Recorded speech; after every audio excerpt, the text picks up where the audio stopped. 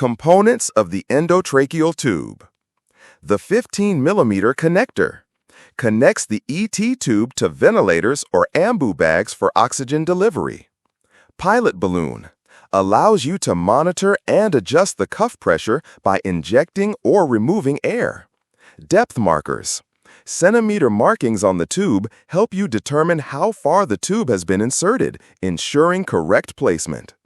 Internal diameter.